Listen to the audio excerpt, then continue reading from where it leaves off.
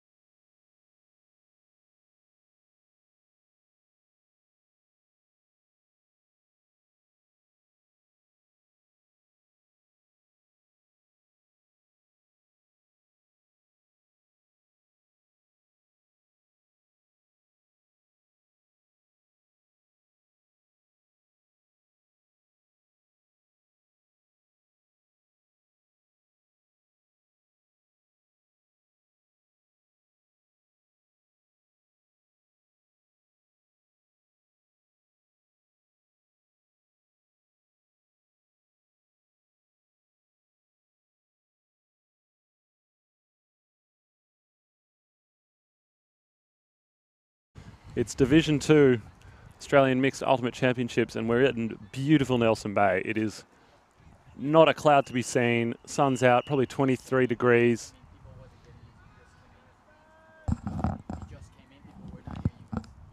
If you're just joining us now, we've had a few technical hitches. Thanks for joining in on the action. It's Wild M&M&Ms against Monstars, and they've just kicked off play. And the Monstars are playing defense. The Wild M&Ms on offense, but Noddy getting the best of Sullivan on that initial cut. And Monstars now get their first opportunity to break and plant their authority early on this match. Nice break throw, but in and out of the hands of Michael Powell. The late addition to this team. And M&Ms don't waste any time. Shoot long to Rowan Sivandam, but it'll be Dusty Chalk that comes down with the disc. And we're seeing straight away influential players, the captains of the Monstars, that is Kristen Knott and Dustin Chalk. There's a bit of a rhyme to that, Max, but they are leading from the front here. And their names rhyme and their chemistry is clear on the field as well. This Monstars playing some patient offense. Find Alexi Villas. Expect to see him do a lot of work downfield. And it looks like he's cramped up, very obviously. He's clutched his hamstring like he's been shot. The sniper was out. Lexi is hobbling off. I thought he was complaining about the hat that came between his legs. So did I at first, but he will come off the field. He'll get some attention from his teammates, and hopefully he'll be back out there soon. And he'll be replaced by Jack Lilwall. He's playing his first competitive tournament after shoulder surgery, so it's good to see him back in action. Monstars in a vertical stack. An experienced handler. This is what they need right now on this point. Just someone to reset. Goes up the line. On that backhand, I think it's tipped, and the wind gets the best of it, but Dusty Chalk comes down with it. Reads it like the veteran that he is. And now has to survey upfield. A lot of players sitting behind the disc. Eventually they clear out, and the dump comes to Lilwall. And then they move it through the hands to Powell. Back to Chalk, about 8 meters out. It's pretty messy downfield. Not much semblance of a stack. So they dump to Powell. Now to Lilwall. Max, it's a messy end zone. Isn't it? Players everywhere. Now we've got something that looks like a vertical stack. It's Tanya dodging. A lot of players cutting into not much space. Forced to throw something high stall count without much there. M&M's shoot back the other way immediately. Mike Kelly, as you say, leading this team, and he leads them deep. And he'll have Rowan Sivandam with the easy flip for the goal. And that's a hold, surprisingly, after all that. M&M's 1-0. right from the get-go, they were looking for their captain, Georgia Sullivan, being marked by Kristen Knott, captain from the Monsters. She gets the block, and really there, I thought they were going to score there, Max. So they were looking really comfortable on offense. They're clearly a well-disciplined team in their willingness to go backwards and go sideways in order to maintain possession. I mean, things did look a little messy upfield at times, but you didn't see any of the maybe rushed shots that we saw from M&M's from the Monstars. Their handlers, all veterans at that point. Dusty Chalk, many years playing Ultimate. Jack Lilwall as well, despite his time off. He's an old head, and they'll need that in these tricky conditions. It's a bit windy, coming right to left on your screens. And I noticed Gladish there calling the shots on the line for the Monsters. Meanwhile, Mike Kelly stays on for his second point. He's got the hand up. He's going to pull it. And now we get a chance to see Wild M&M's on defense. And the wind here, as you can see, coming straight at the camera, quite strong. And they are working through the hands here. They've already made it up to almost before the brick line. They get held up because they're on the sideline. Back to the center. That's where they need to keep it. Again, this downfield stack looking really messy. Real laundry down there, Max. What are they going to do? Things are definitely spinning around without much hint of a stack. And that confusion leads to a turn. And that's the result. Mike Kelly, the disc, moves it forward. But we're not seeing great spread here from M&M's, and they're sort of bogged down without there's a lack of supply going on upfield. Mike Kelly now pumps this one. That's actually a really good look, but his receiver is not going to get that one, and Gladish was all over him like a glove. Throwing into the wind, that's a pretty nice shot from Mike Kelly. Clearly got power to burn on his forehands. He does. Into the wind, you're dead right. That was very good look. And a little bit poachy from this is a clam, I think, from the M&M defenders. Oh, fingertips to the disc, but they can't get the block. Back with Gladish. Now they take a breath here, and now it's looking more a traditional zone. They're trying to look at the incoming cutters, trying to play poachy, but it's I think as it stretches out, it looks more and more like a standard cup. Perhaps it's a 2-3-2 with O and Leach at the front. What a grab. What a hold. I'll decide whether he managed to keep his back toe in, but either way, great effort to close his hand on that disc. We'll see if we can get a replay and have another look at whether he keeps the back right foot, I think it'd be, just inside the line. Definitely not a great looking pass. And he'll probably say to his teammate, either way, we'd prefer it on my chest next time, thanks. We see it. Oh gosh, it's hard to tell from that angle. Yeah, hard to tell. But they've called it out. Now M&M's working it up the field. They're being forced to flick down the windward side. Kelly once again surveys the field, gets it up the line. They haven't been able to, I want to see them reset this back to the center. Can they do it? But Kelly pops out on a forward cut. Back to Kelly. He is anchoring this offense and gets the pass for the goal. M&M's with up Winder. And that's 2 in a row for them. They come out of the gates real strong as they find Florence Brooks as she goes to ground to hold on to that one. No shortage of opportunities for Monstars, but M&M's just a little more clinical. It's pretty clear the Monsters, their resets are working, but their downfield options, it's a bit of a cloud that they're throwing into. Certainly not the cleanest thing that I've seen in terms of offense. So Monsters, the second-ranked Queensland team here, and the Vics, this is the top Victorian team representing at this event. I had a chat to Georgia Sullivan before the match, asked her if she felt the pressure of representing Victoria, being there, you know, the #1 seed out of Southern Regionals to attend. And she said, no, not really. They're just comfortable. They're here to play, not worry about that kind of stuff. She She said especially because they lost their 5-6 matchup at Southern Regionals to Paradigm. So they feel like they've got a kind of a free shot, just seeing how it turns out. Play some ultimate and see what happens. And now we've got the Monstars on offense. And just a simple execution error. That throw a little close to the ground and Tanya dodging can't react quickly enough, and it going to be a turnover, probably 4 meters out from the end zone. This is a prime position for an easy break from M&M's. We'll see whether they can punish that simple mistake. Isolate Savandam in the lane, and a nice backhand from Pupko. Easy as you like. Suddenly we're up 3-0. This is a real surprise. Looking at the relative strengths of these teams, I expect this to be a close game, and I'm expecting Monsters to come back here and pop one in. We just saw Dan Gladish, one of the leaders on this Monstars team, kind of shout at his team, say, let's go, come on.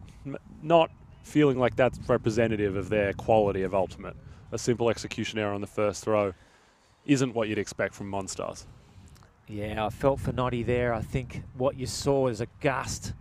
So we do have a wind that's coming quite strongly at the cameras, at this commentary booth, but it is a little bit gusty, and a gust flew up just as he threw that flick, and it kind of died before it hit the intended receiver, despite it being what should have been a downwind throw. It's definitely a bit variable, this wind, and that's almost half the challenge. It comes and it goes and it picks up and it dies off again, and really makes things tricky as a thrower. Doesn't give you a lot of time to adapt and to adjust your throws. You really have to do that on the fly. Yeah. And that'll be a test for Monstars. It's the hardest conditions to play in. If it's a consistent breeze, you can account for that, but not when it's gusty. Mike Kelly stays on. A good pull in the conditions. Monsters centering it. Gladish finds Dusty on the sideline. We've got another zone look here from M&M. Monsters quite comfortable at this stage, but this is not where it's hurting them. It hurts when they get in the red zone and when they've got to find it into the end zone. It's a similar looking zone structure as earlier. The two at the front forcing the disc back into the center of the field, wanting to channel the play into a small space and clog things up. I'm actually impressed with Dusty's looking very fit out there, number 82. Oh, that's a good grab. Bit of pressure there from the M&M defender. They're holding the zone. They've made the brick mark now, Monsters. It's good to see this patience, Max. Oh, it's really a clinic in maturity and patient play, waiting for the options to open up. Not in any rush to score, happy to make a lot of passes. And just to settle the nerves, this would be really good if they could punch this in on this offense. Dusty. Swing the disc across. Have a look at the end zone. Dusty on the doorstep. Puts the hand up. Who wants it? This is actually where they've struggled. Now Gladish tries to pop in. Still nothing. Can M&M hold them out? Gladish now. We've seen about 4 or 5 passes right on the end zone line here. They're inches away. Absolute inches. And yet they remain patient. This is good. This is about what we must be up to 10 passes. Finally, the shot into the end zone. And Monsters are on the board. That was great to see. That would have been, what, a 30-pass offense there, Max? Oh, something like that. And in the end, they find Tobias Smith in the end zone in space. But just really putting on a show, showing their veteran status. A lot of those players, Dusty Chalk, Dan Gladish in particular, getting a bucket of touches each. In no rush whatsoever, content to take the easy passes the whole way out the field. And in the end, they get a really regulation, maybe 4-meter backhand for the goal under no sorts of pressure. So they are rewarded for their patience. The question will be, can they continue to play with that kind of execution in difficult conditions? Yeah, and it's the sort of game where you actually feel more comfortable coming out on defense. The pressure's off. You know you're probably going to get a bite at it. So Monsters now line up. It's 3-1. They've got a chance to get it to 3-2. And I don't think right now they're feeling a lot more comfortable than they were at 3-0 down. Oh, definitely. And they've proven to themselves that they can score in these conditions. And that's, you know, half the battle. Build that confidence, build that belief, and the results will follow. It's worth mentioning that this M&M&M's team, there's only 11 of them on their roster for today. There's 14 for the tournament, but 3 will be arriving tomorrow morning. So they're very short-staffed today.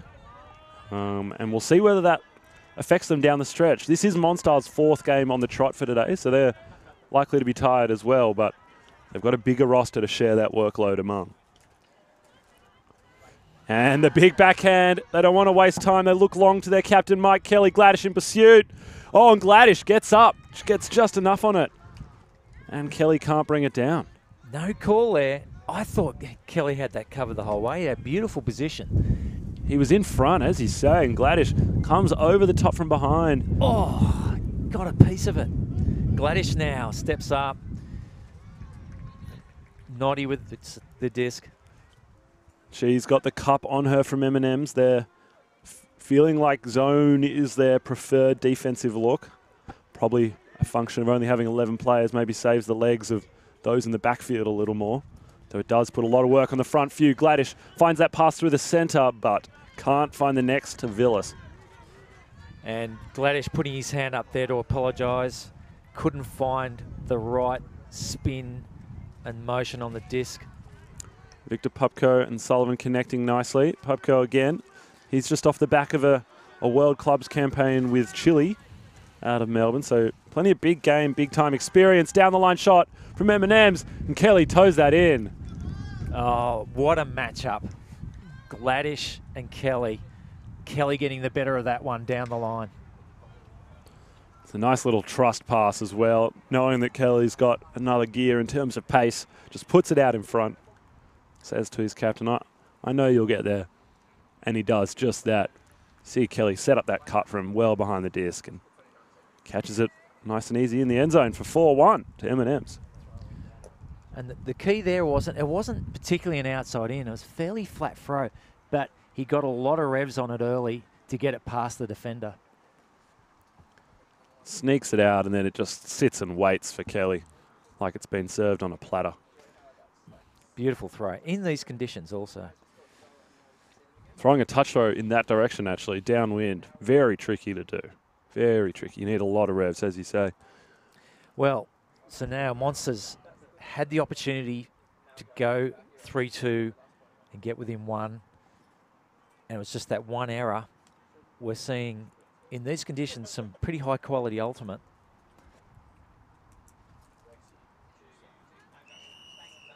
So now, Victor Pupko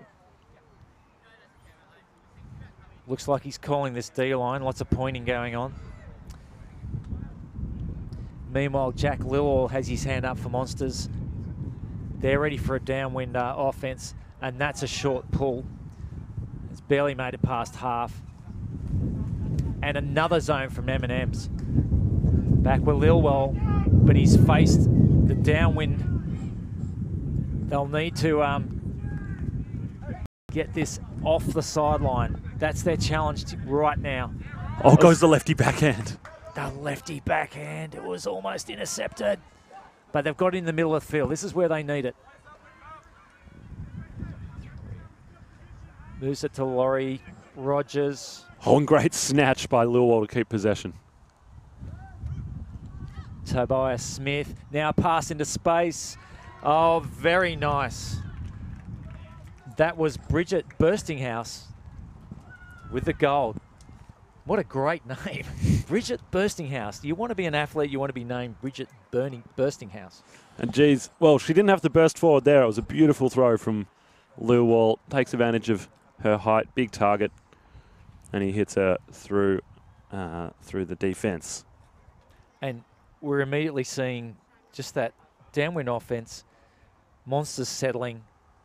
You know, they're going to feel a lot more, again, comfortable with themselves. But it's this upwinder. We've yet to see them getting into that end zone. They've been close once or twice. They've had opportunities, but as you say, they haven't been able to get the job done in that direction. Not easy to do, despite no shortage of experienced throwers, really. Gladish, Lilwall, Chalk, Naughty. Plenty of experience. This is a tale of two tapes here. Look at this. We've got Monsters, we've got players coming onto the field to listen to the call.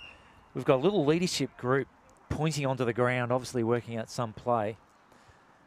Meanwhile, M&M's happy to just be on the line and not falling over. A couple of hands on hips. They're playing with a short roster, but they're up 4-2. They are all very young. Sarah Bate is the team mum, but only 27 years of old. 27 years of age, I should say. So that youth hopefully counteracting their short roster. I mean, they have plenty of energy, plenty of ability to keep running late on day one. It's Kelly, centers to Pupko. Running a side stack, isolating Sullivan in space. That's a great option every time. Kelly takes it. Sullivan, plenty of separation. Can she chase this down? She can't. It sails too far. I felt Kelly there didn't make allowance for the breeze, and it went sailing off in front of the receiver. It was a nice set play from them, putting Sullivan in isolated in space. She got plenty of separation.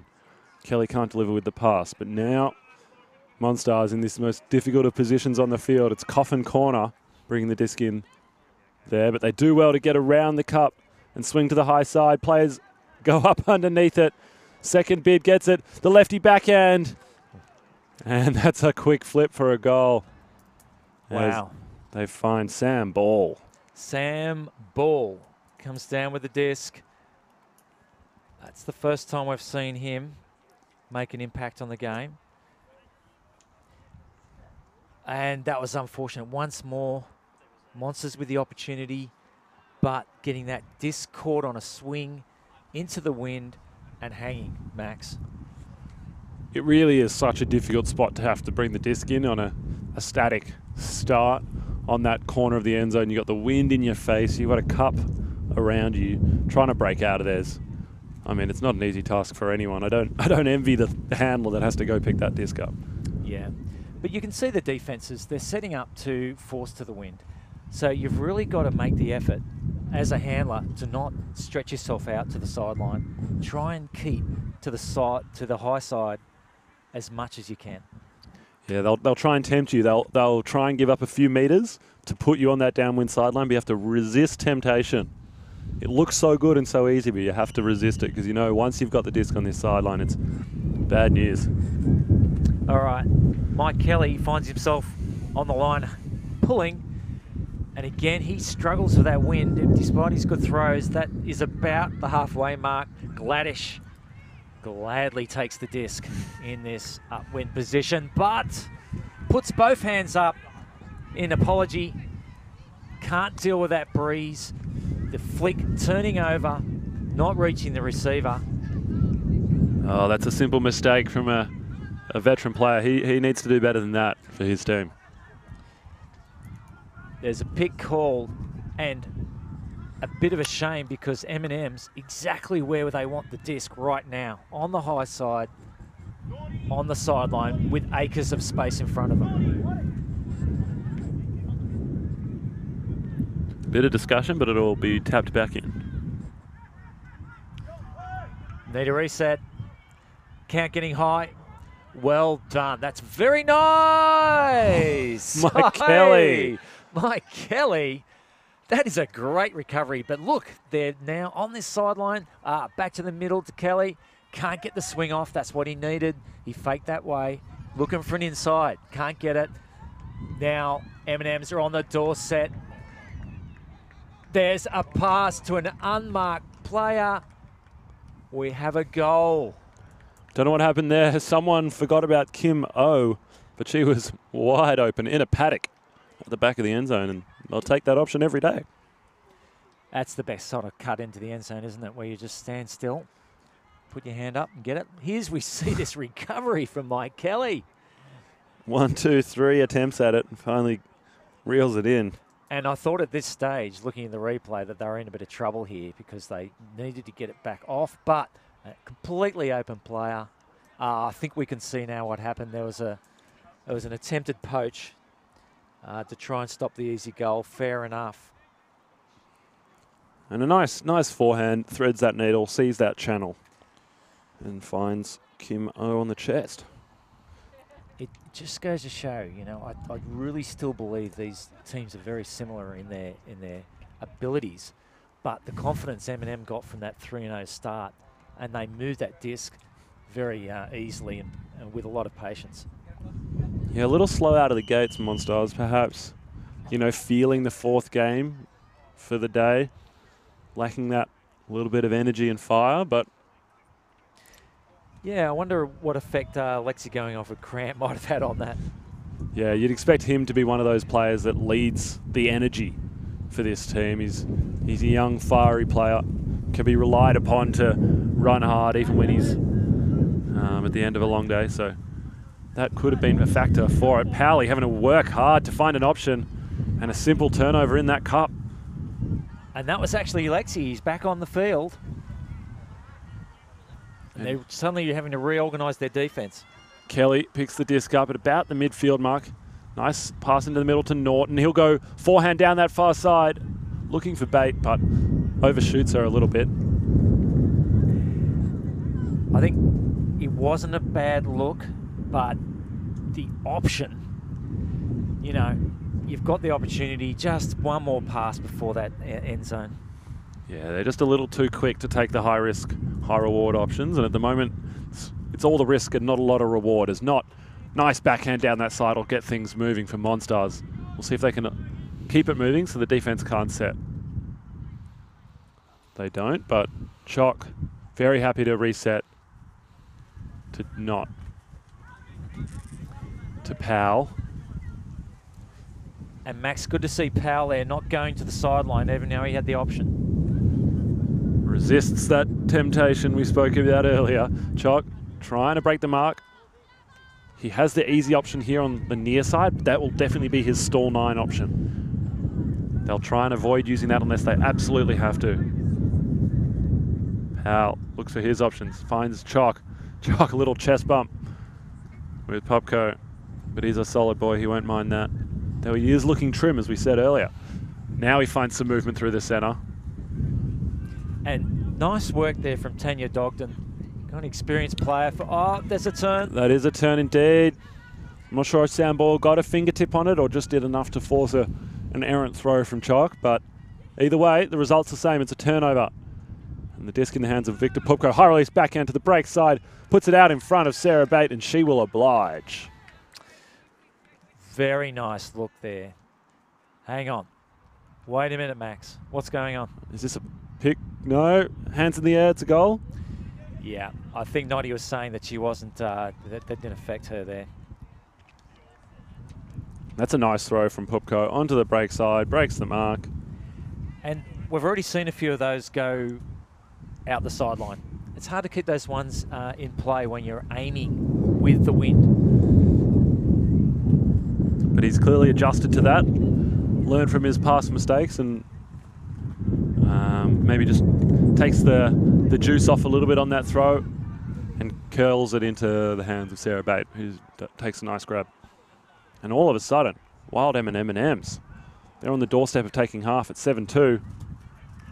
If I didn't see that score, I wouldn't believe it. It feels like it's been a tight tussle, and yet we're almost at half. I can't believe this, Max. It does really feel like Monstars do everything right, and then just one small mistake or one gust of wind gets in their way. It definitely doesn't feel reflective of how close they are every possession to getting it in. But Monstars just not able to be consistent. Yeah, and that consistency found them out earlier against Hills, where they were actually up in that game. Then Hills put the zone on, and just the number of passes started to tell, and the lack of consistency really hurt them. They lost that game. Nevertheless, here they are. Gladish with the disc, gets it moving early. Once again, we've got the zone forcing him to the sideline. Gladish doesn't want to get stuck there. Struggling for a reset. No problem for Lil Walt.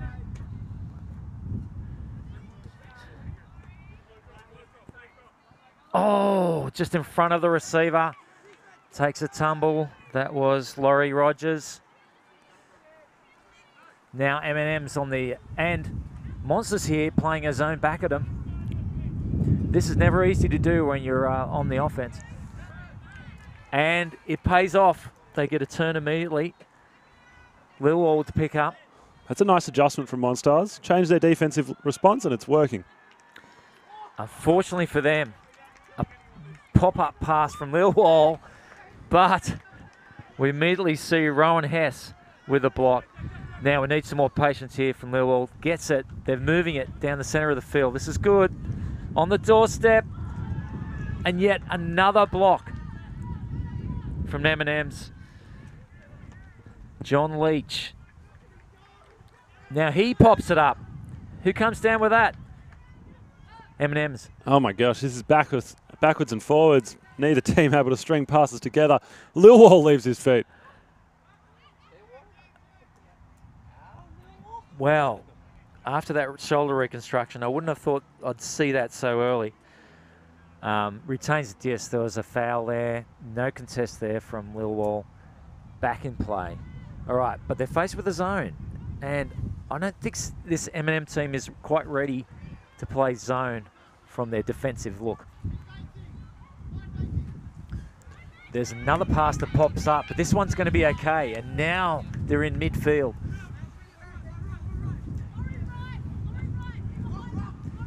Pop pass. This is a four-man cup, all-girl cup, we should say.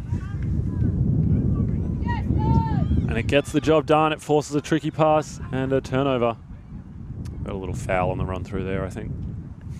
I'm glad there was a foul on the run through. I thought it was a very odd decision. But we're okay. Rowan Hess back with the disc.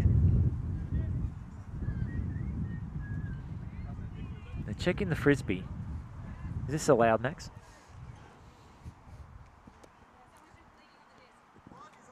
Well, apparently someone cleated it, put a hole in it. And okay, so we actually have damage to the equipment.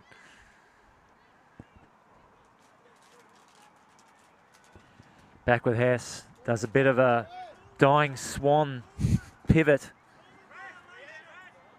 But that is a good look from Gladish. Back to Lilwall. Being more patient now, Monsters. Across to Gladish. They're still stuck on this sideline. They have not been able to swing it to the far side of the field. There's a nice pop pass to Cody Cheng.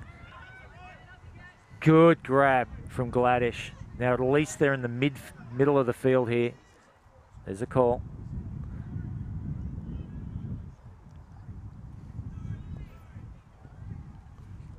it's a pick call, I think, but I'm not sure where it was called. Yeah, I thought I saw the game advisor signal pick.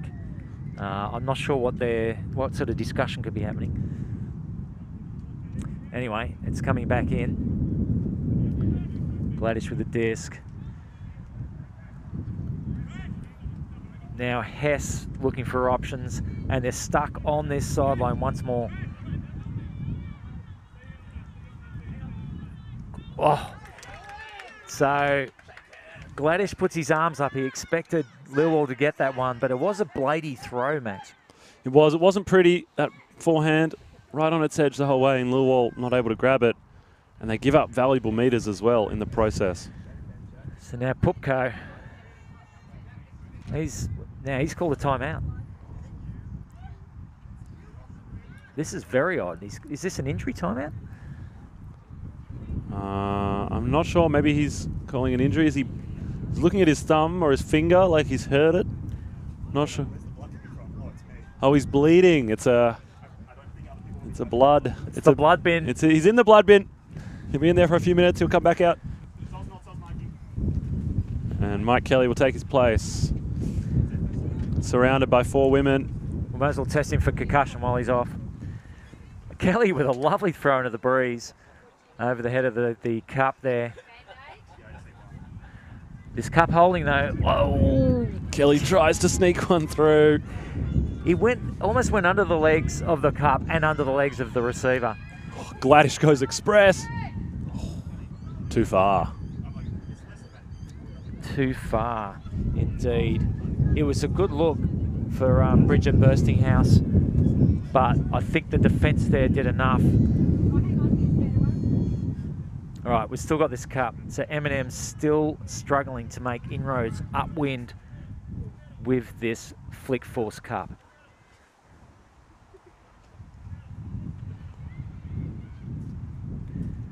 Fakes, that's going to be too far, and this is what Monsters want. A turn, short field turn, chance to set up and punch this in. Now, the question here is, are they going to go to man? It looks like they are. M&M's are pointing to their players. They're going to try and fight this one out, man on man, person on person. 5 metres out. It's a great spot to be in. Gladish in and away, back in, and it's a goal to the Monsters. They're not going to roll over yet, not letting M&M's take half. Still got plenty of work to do, though I love that defensive adjustment.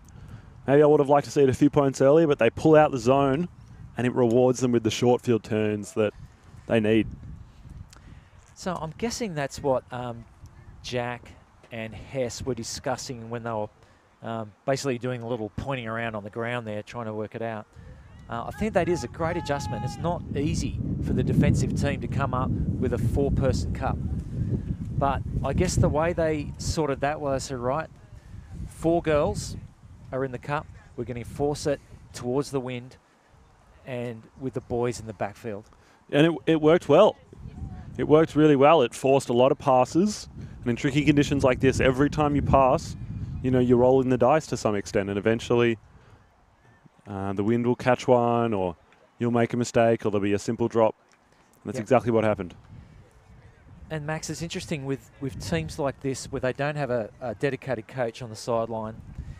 Monsters have an advantage here. They've got players who can sort of discuss what needs to be adjusted. Whereas for M&M's here, pretty much if you're on the sideline, you're sucking in air and water. And with a roster of 11, you're playing a lot of points. There's only 4 of you off each point, so as you say, not much of a chance to really sit down and have a think about what's going on out there and what adjustments you can make. Of course, they're not doing too bad. They're 7-3 up. Yeah, you don't really need to make adjustments when you've got a 4-point lead in the second half. Immediate shoot long for Mike Kelly, side stack isolation. It's a similar play to what they ran earlier with Georgia Sullivan, but they switch up the roles, and a slightly better throw means they complete to Mike Kelly. And now, it's Florence Brooks. We've got players lunging forwards. Kelly saves possession with a great hold under pressure. And he puts a forehand out in front of Kim O, but it doesn't complete. Things looking a little scrappy in that end zone. They had players cutting into the same space as each other, which is always never a good idea. Going back to the start there, Kelly was in a paddock. There must have been a blown assignment there, Max. I'm not sure what happened, but you're absolutely right. He left the defenders for dead. Not sure if it was, as you say, blown assignment. Bit of confusion as to who was marking who. But opportunity for Monstars. They work it through the hands as they come towards the near side. And then out of the hands of Powell. Simple mistake. We've seen a few of those. Unfortunately for Monstars, that is. Popko, lefty backhand in front of Kelly. And does he hop that one in? Yes, he does. And they take half, 8-3. Wild M&M&Ms in a commanding position. They are. Pupko there. We've seen Pupko and Kelly connect a lot. They're clearly key players for M&Ms. And that was actually a really nice put. To put that into space in this sort of breeze, for Kelly to jump it in is very nice. Pupko feels comfortable with the right or left hand. What are you reading in the body language right now, Max? Well, M&M's, despite the great position on the scoreboard, they don't look super high energy, and you can't blame them with a roster as small as theirs, but you know, they should be happy with themselves. Obviously, they're in a great spot. They're up 8-3. Their zone's working wonders. They've used 2 different zone looks, I think. Both of them pretty effective at getting turns. Monstars, on the other hand, they're going to have to find something different. Yep. And you can see them in the huddle now. Dusty laying down the law. What do you think he'll be saying to his troops? Well, from his agitated state, I would suggest that he's requiring more energy from them. I know it's their 4th game, he's probably saying, but we've got the legs on them. And they will need to find a bit more energy, because in scrappy games like this, you know, turnovers are almost a given. You're almost guaranteed to get opportunities with the disc in hand. And it really becomes about the effort that you can put in on defense to get yourself turns in good positions. Those short field turns you talked about earlier are super valuable in games like this, as the wind is really starting to pick up. Yeah, and if I was Monsters, or in fact M&M's, and we were bringing it up from the downwind side, I would not be against having a deep look there, just for position. Yeah, it's not pretty, it's not clinical, but sometimes it's what you got to do. As you say, you just got to have that deep look, get someone with a big arm on them to pick it up and jack it downfield and play defense down there, because it's just so tricky to play nice offense from that downwind sideline with, you know, a 4-person cup around you, closing in, pressuring every option. Yeah, but while the Monsters are huddled up, the M&Ms are off, chatting, getting drinks. A lot more relaxed right now. And as the players take a break, so will we, but we'll be back in just a few moments, so don't go anywhere for the second half from the Australian Mixed Ultimate Championships.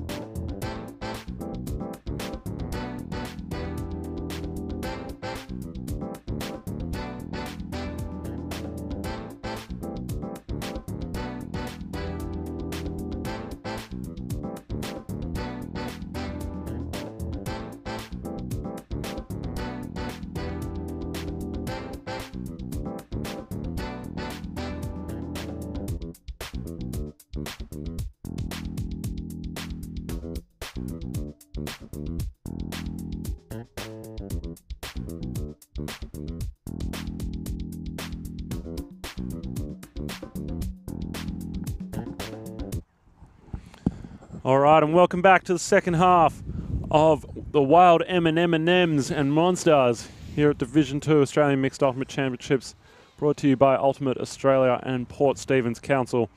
My name's Max Tenstrom. I'm joined by John Greenfield. John, fill us in on what happened in the first half. If I was asleep, what did I miss? Well, what we both thought was going to be a close matchup turned out to be suddenly 3-0 to M&Ms before Monsters even saw the scoreboard. And that sort of set the platform the Monsters missed a couple of opportunities to get close, found themselves on the doorstep of 7-2, clung on for a goal, but then 8-3 at half. Really a dominant performance from M&M&M's. Once they got going, they didn't really stop. And it was only once the Monstars pulled out their zone late in that first half that they really started to get some defensive traction, I thought. And that was the great adjustment. Their defence for the Monsters, if they turned, they came in transition for a zone. And that really worked. They got a couple of short field goals from that. It's worth mentioning that these games are 70 minutes long to 15, so we've only got 25 minutes left of play. As Monstars, with the disc in the hands of Powell, goes crossfield with a backhand over the top into space, but that was a risky throw at the best of times. And oh, no. A cramp. Oh, it's cramp. That's okay. Someone throw him a banana. Yeah, needs his salts. The sniper's back in action, clearly. He got Villas earlier. Gets one of the M&M's players this time. And you saw the little pat on the back there from Lexi. He knows that pain. In the first half, he had to go off with cramps, and in the previous game. Clearly needs to get a bit more salt into him. Get a banana, drink your Powerade, have some chips, something like that. Oh, and Mike Kelly just tests the first pass straight into the ground. Well, that's a bit embarrassing for Mike Kelly. He's a very good thrower, but he just rushed that one. Powell. Late addition to this team, but he's taken on handling duties for them. It's Alexi Villas. Pops to Powell as he runs through. They're about 8 metres out. Fakes the backhand. Doesn't take it.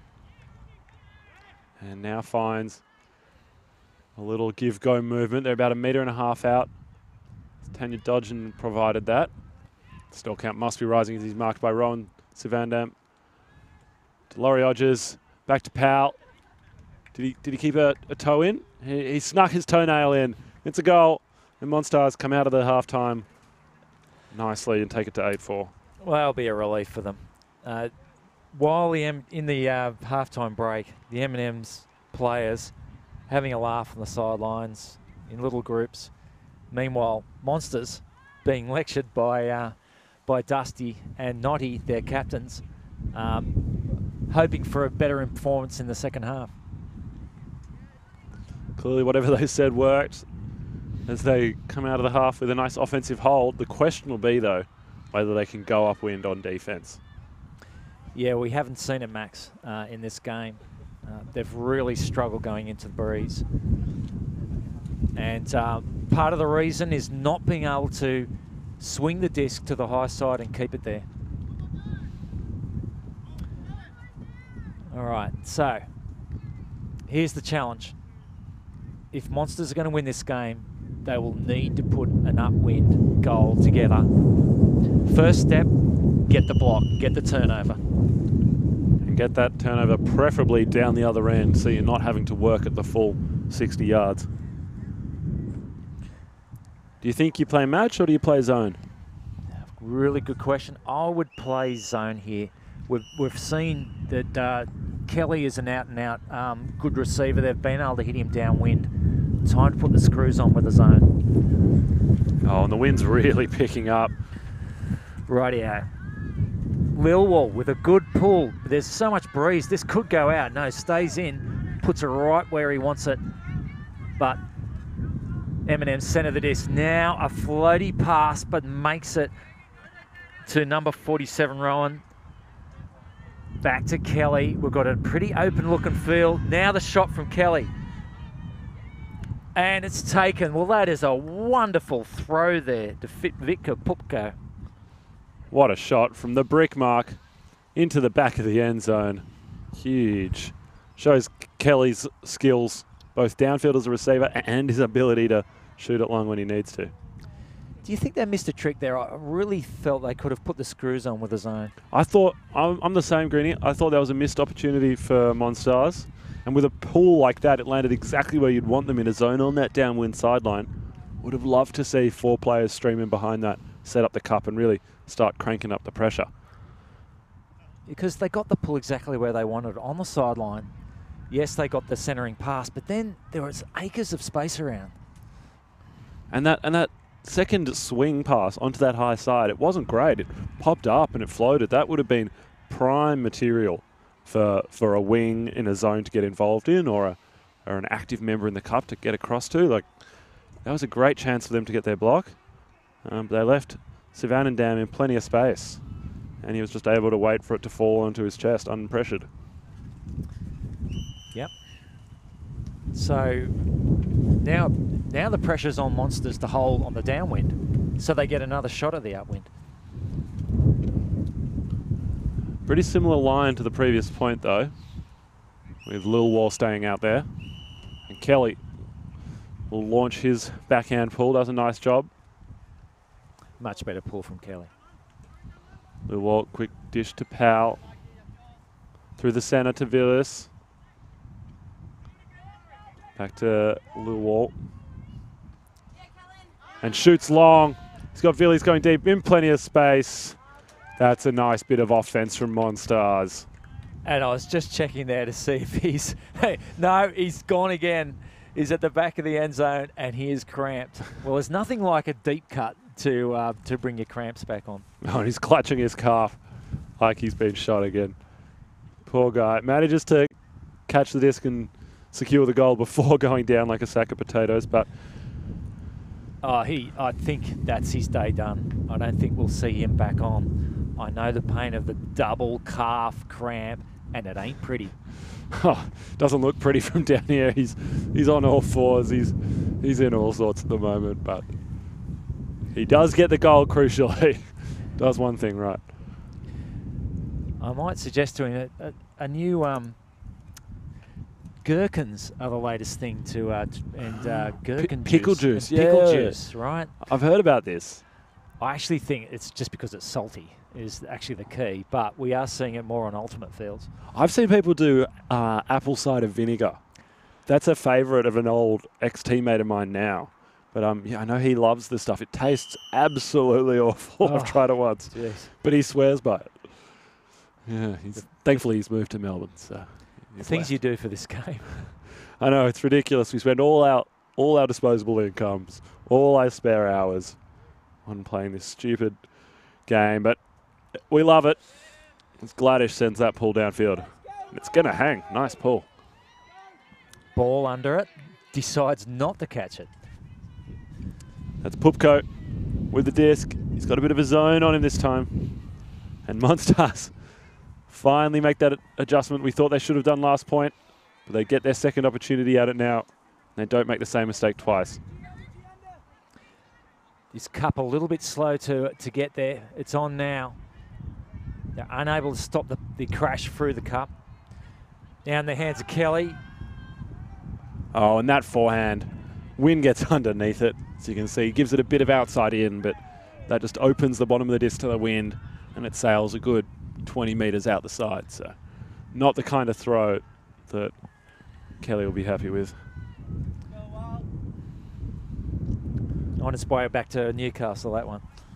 And now Gladish has to bring it back in that difficult position we spoke about earlier, but he rifles the forehand through the centre to Chock. And now to Hess. He holds on as he goes to ground. Back to Chock, and he'll have to go to turf. Digs that one out. Harley's backhand back to Knott. They're in a great position, in a great opportunity to put that break in, and they just cough it up easily. What a shame. 3 passes, though, that were definitely not on the chest. No, anything but right at the ankles. Pupko, high release lefty backhand. We know he loves it. Finds Sullivan despite the bid, and she'll take the easy pass to Florence Brooks. Well, what a lovely cut from Sullivan there. Defender right on, that was Laurie Rogers. She made a good bid. Unfortunately, though, she went down and then couldn't recover in time to stop the pass into the follow pass into the end zone. Yeah, Sullivan's been a real difficult assignment for the Monstars to stop. She's very quick, very agile, and has a great sense of timing on her cuts, and they just haven't been able to really slow her down in that cutting space. Yep. And speaking to the Wild M&Ms, as Monstars take the timeout call, I was speaking to them before the game, and something they're trying to implement offensively is cutter-led offense. You know, it's a team full of players that usually play as cutters. So they've had to adjust to the standard style of offense, which is maybe a little bit more handler-driven. How would you see that playing out, Max? In theory, a cutter-led offense. What do you think that is? That's a really good question, Greenie. It's a tricky one. I think, you know, generally speaking, M&Ms have embodied it. They haven't really stuck with the same people behind the disc every pass. Very content to get downfield and make a cut, rather than have that same one or two players sit in the dump space and look to kind of go their way up the field. They're much more wanting to take a nice big pass to a big undercut or a big break side cut or a deep cut. I mean, Monstars, on the other hand, we've seen them be a little bit more handler-driven. Lots of give-goes, lots of little 1-2s. Lots of resets. Yeah, that's true. I suppose the ultimate expression of that for M&Ms would be no dump. You know, so it's cutting into the space. I can't say, well, I mean, they are, you can tell that their best handler, Kelly, is actually also probably their best receiver. So there's no doubt they're playing to their strengths with that strategy. It also makes defense for the other team difficult when you don't know what that player's going to do given any point. You know, they look down, they see Kelly down there, they don't know if he's going to play as a handler at that point or if he's going to get downfield. So getting someone on him that can contain him all over the field is really tricky, and they probably are struggling to do so. All right.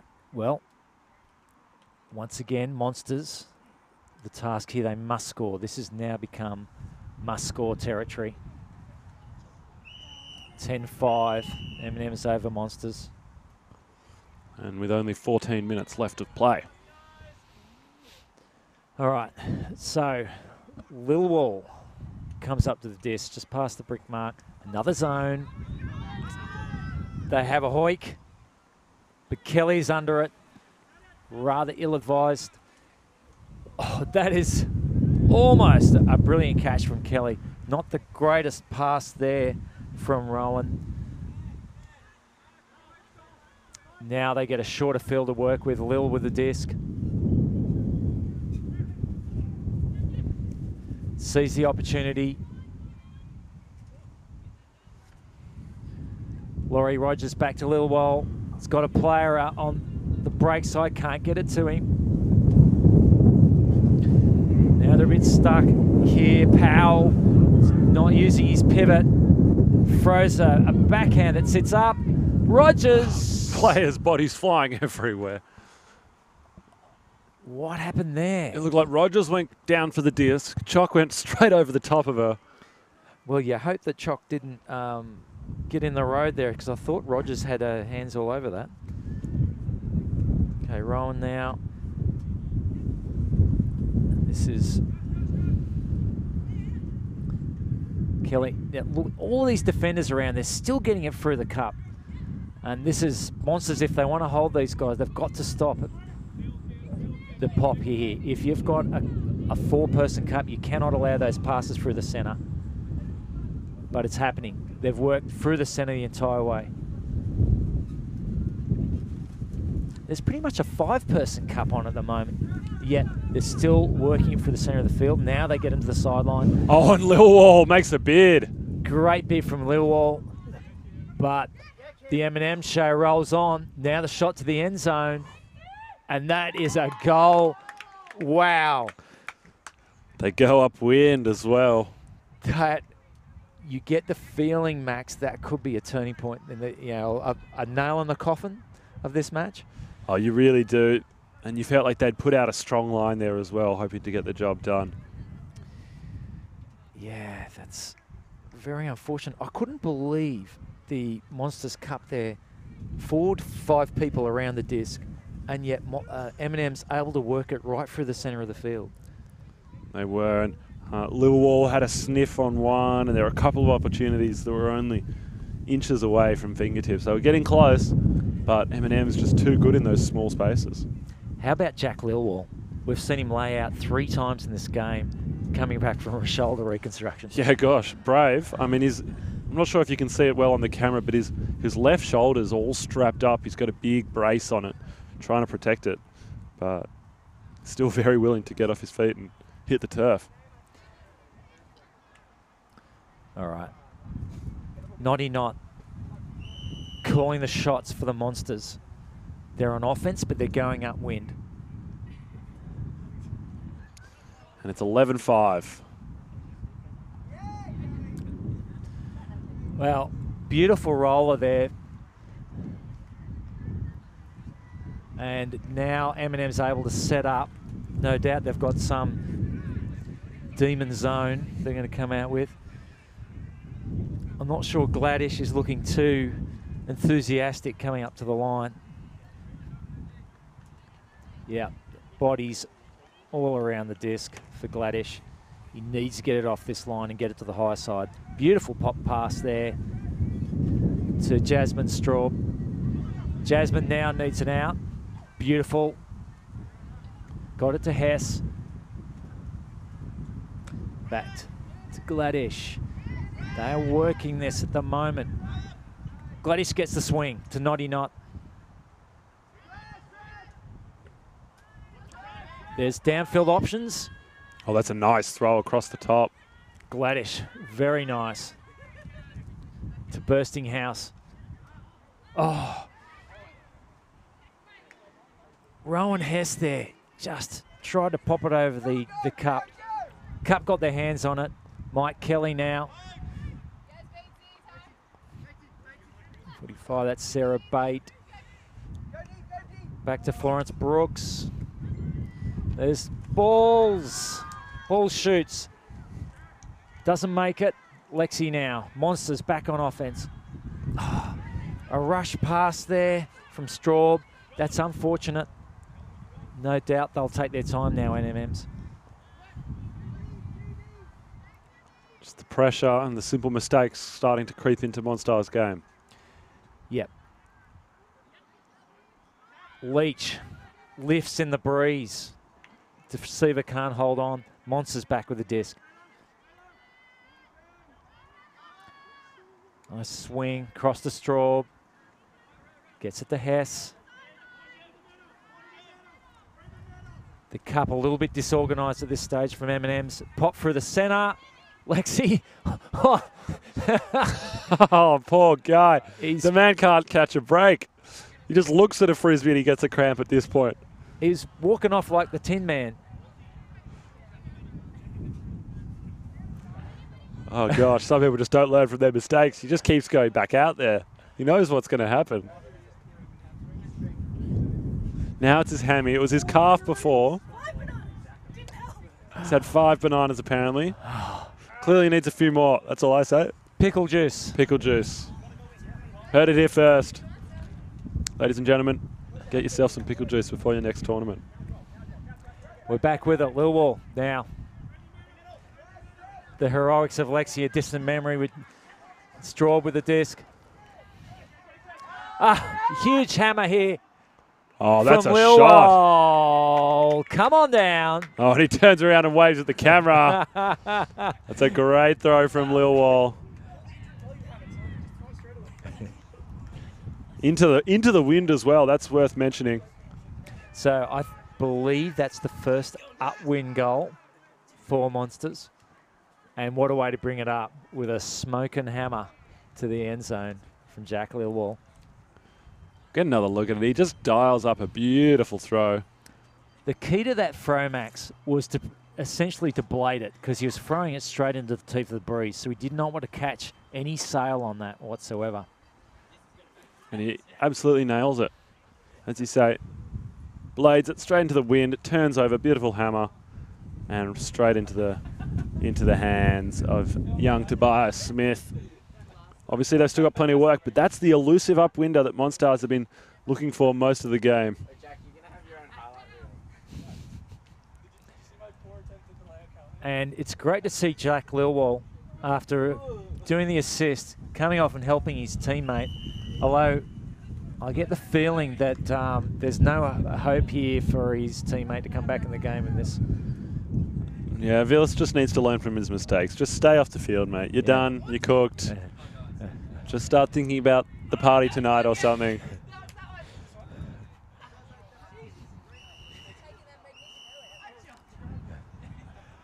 All right. There's still ultimate happening.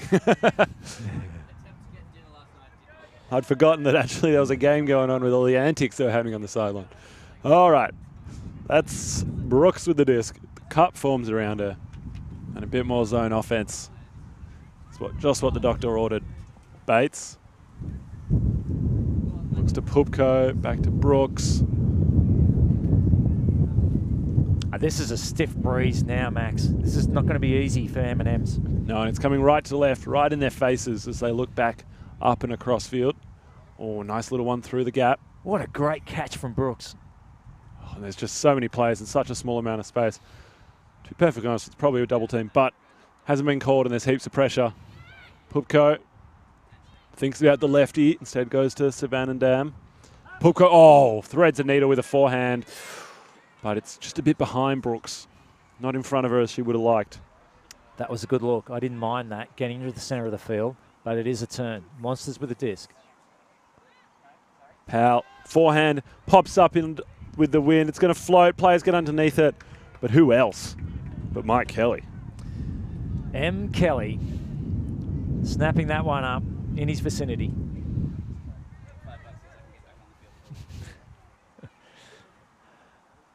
And now back to Pupko. Players around the disc. Oh, Mike Kelly lays out left hand grab.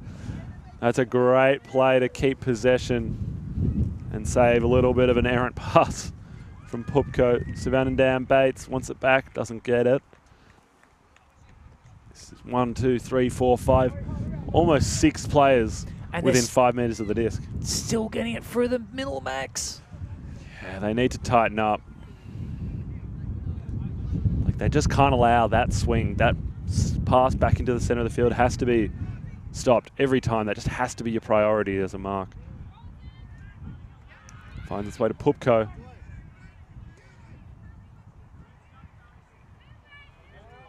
Stall count rises. Oh. And now they find shot through the center to Brooks. She has O on this near side, but she'll take the easy one to the high side. That's another upwinder. Very nice look from Brooks. As she finds Kellen Lowry all alone. Yeah, so for whatever reason, the M&M's going upwind are just able to punch it through the center. I'm not sure if the cup seems tight enough. There's enough players around the disc. Maybe they're just good, sharp passes within the cup to get it through. I'm not sure.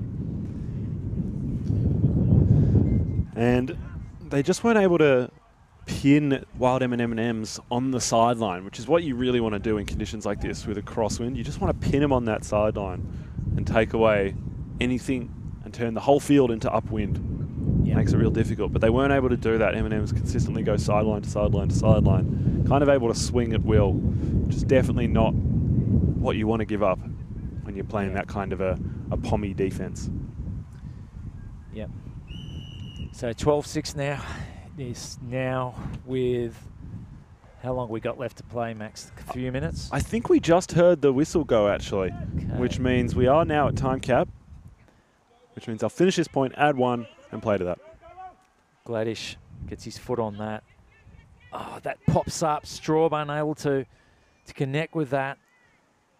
They've been a bit rushed by Noddy. Now, Ball will pick the disc up. They're on the end zone line. Nice cut to the open side, looked off by Ball.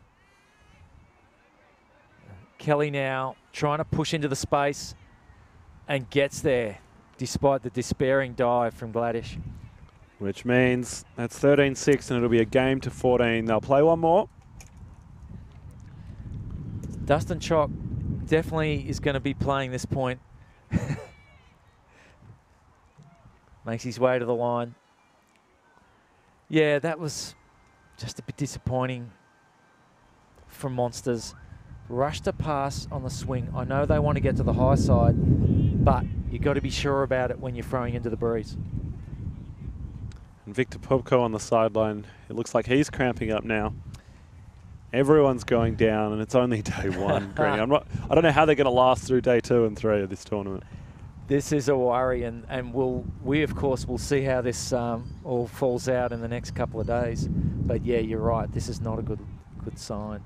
Though M&M's, they do get 3 new players tomorrow, 3 sets of fresh legs that hopefully, I imagine the rest of the roster will say, all right, get on the field, you're staying out there for a little bit, we need the rest. But Daniel Moriarty, CC Zhang and Mitchell Koo will arrive tomorrow morning. And it makes me think about some of the teams that I thought had ridiculously big rosters. VLS, for instance, with 11 and 11. And I sort of scoffed there when talking to the VLS, thinking, well, that's too many. But if we're seeing cramping on day one, maybe it's not a bad idea. And it hasn't been super hot, but it is pretty humid, so players are sweating a fair bit and staying hydrated and keeping those salts. Can be a challenge. And Monstars play some offense. So they find Lilwall on the high side. That's where they want to be, and that's where they want to shoot from. And he'll shoot. He's got players underneath it. Rowan Savannandam, though, also in the vicinity, but it sails over everyone. Well, I think they're hoping for a short field turn here. But it depends what kind of... So they are forming up on a zone here, Max. Are we going to see what we saw last point, working it through the middle? Well, Monstars will certainly hope not. See if they can do a better job at containing M&M&M's offense. That's an all right pass to let out. That's the one they want to give up. Instead, Kelly now finds one through. It's an interesting choice. They're looking to assassinate. Oh, is that one simply dropped? Yeah, it was a good look. But, just a sharp pass and couldn't hold on. Comes to this near side. It's with Dodgen. Back to Lilwall. He's got a couple of dumps in the dump space and then a stack downfield as they work it towards the high side to Chalk. Fake the flick. Go with the backhand. Comes to Powell. Does Powell toe it in? Yes, he does. Oh, no, he doesn't. We're going to have a bit of a chat. Kim O right next to him is pointing exactly where his foot was, saying it's not in. I was right there and I was staring at your toes when it happened. That's brilliant. Powell here gets a backhand off. To Lilwall. It's a bit messy. Goes high side. Looks like it'll come back to Lilwall. If he can get open, he can, but they lose a few meters. Goes backhand to Powell. Oh, well done. And it was definitely in that time. That's a goal. So that was an off-foot backhand across the mark. I tell you what, it's not the easiest book in the throw in the playbook. But finds Powell cutting across the break side, and that's a goal. And the barbecue dad backhand, that one. If ever I've seen one, but it works. Good hands from Lilwall there. That was a sharp dump. Now watch this pass. Puts lots of work on that, lots of spin, and that is a very nice result. And it's a result that counts. Just an interesting observation on the Monstars zone that point. They're looking to often crash in and assassinate the dump and take away the simple short passes. But what it often results in is players in the cup moving forwards and backwards, and in that movement, the holes are opening up. So I'd almost want to see them stay in their structure, not chase the player in quite as often, because it is allowing some holes to form behind them that Wild M&M&Ms are able to get through. But having said that, look, it's all pretty academic at this stage with a 13-7 lead, game to 14. Yeah, well, look, it's all in front for Monsters to work on, and I think you'd need a balance, Max.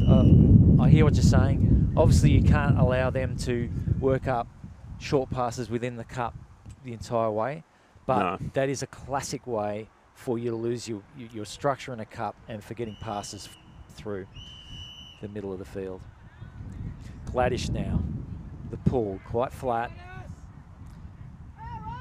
Gets past the brick mark.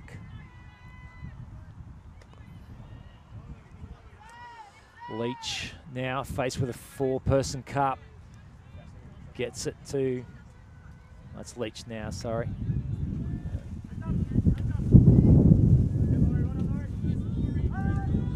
Nice pop over the top there. Brooks doing a lot of the hard work the middle to Leach. And once again, the Monsters. Oh, Straub gets the hands up, gets the block. I was about to say the cup was stretched to its limits, but that was enough. Pupko's scuba just a little bit risky. Monsters now. Hess puts one deep. Oh! Huge contact from Sullivan. Totally cleans up Rogers, but it's a goal nonetheless. That was a very good read from Rogers. Spikes the disc down. I don't think Sullivan realised how close she was to Rogers there. And all of a sudden, Monstars have gone 2 in a row for I think the first time this whole match. Yes, and they're coming down breeze. So a little bit early to call the the comeback. Crazier things have happened. It's a 5-point deficit. Oh, wow. Wow, cops a knee in the ribs for her troubles. But she's happy. Just wants to know that it's a goal.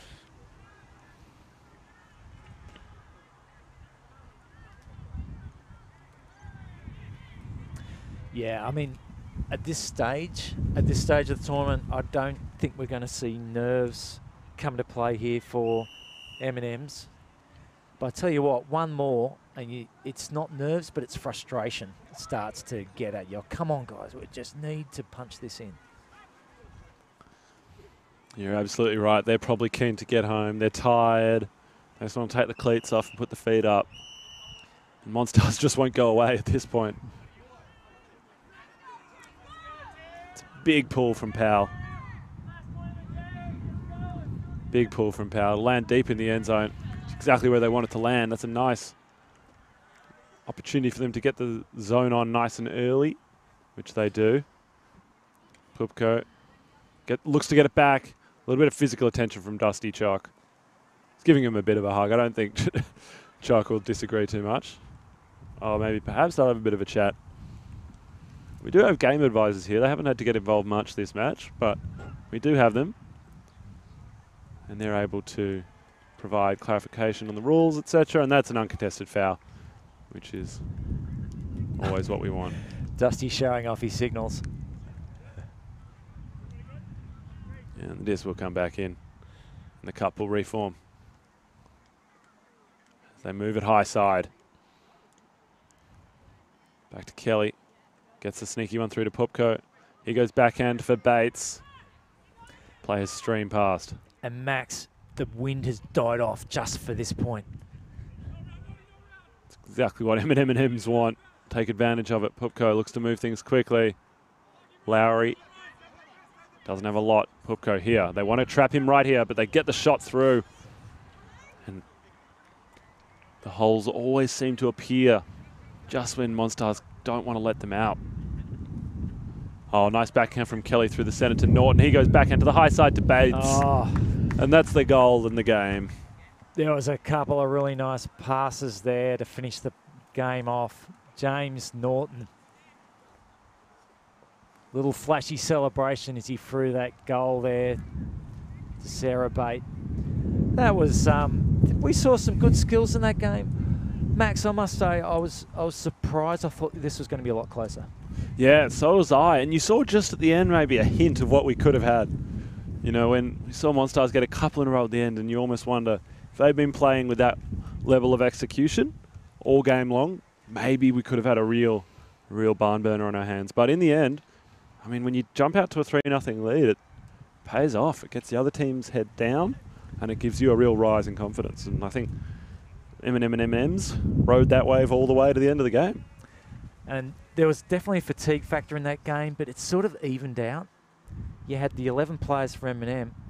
You had far more players on Monsters, and yet they were coming into their 4th game here for the day. And 4 games back to back, it's always going to leave you tired, no matter who you are. And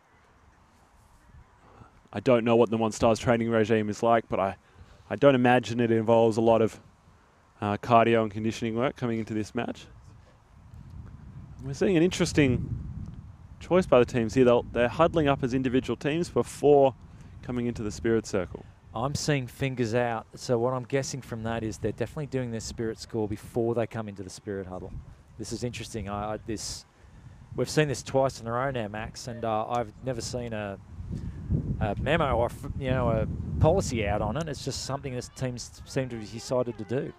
Yeah, it's news to me. It's new to me. I haven't seen it before. I'm not sure what motivates it. I guess an opportunity for spirit captains to get a sense of everyone's experience in the game, not just theirs, before they give the chat.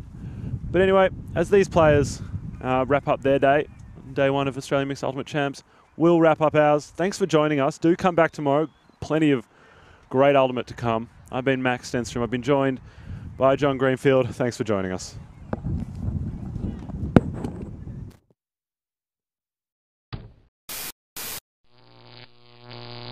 Alti.tv.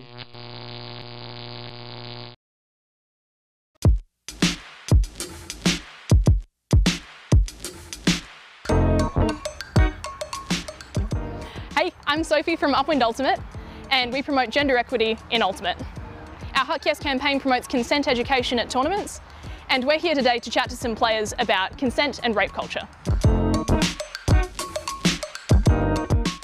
I guess consent is when someone asks if you want to do something and you give an enthusiastic yes. Consent, to relate it back to the hokey spirit of the game side of Ultimate things, it's a form of two-way communication. Consent to me is actually actively getting the person's permission to do stuff with them.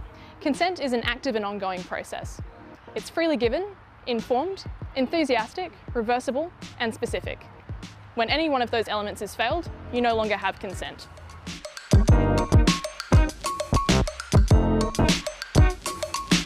Rape culture is a society or environment that has the effect of normalising or trivialising sexual assaults and abuse. Personally, I don't know much about rape culture. It's never been a big part of my life. Rape culture I would see as when people are coerced into things that they don't give consent to. So if someone forces them to do something that they don't want to do, then that would be considered rapey. Generally, I think people taking a lot of jokes too far. Ultimate is a very open and close community. Sometimes those people can go a little bit open and close with people they have just met, or if they're, like I say, on the booze at a party, that filter isn't quite there. I'd like everyone to say one thing that they do to look out for their teammates at a tournament party. I always like to make sure that there is a plan on how we get home at the end of the night. I'm just trying to make sure they're having fun and checking if they're feeling comfortable or not. If you suspect something, say something. I think you can never be too cautious or over-caring for people. So you can always check in with them, and if they say, no, I'm okay, well then you go, that's cool. So you just need to care for people.